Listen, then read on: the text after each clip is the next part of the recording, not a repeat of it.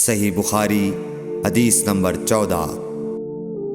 حدثنا أبو اليمان قال أخبرنا شعيب قال حدثنا أبو الزناد عن الأعرج عن أبي هريرة رضي الله عنه أن رسول الله صلى الله عليه وسلم قال: فوالذي نفسي بيده لا يؤمن أحدكم حتى أكون أحب إليه من والده وولده۔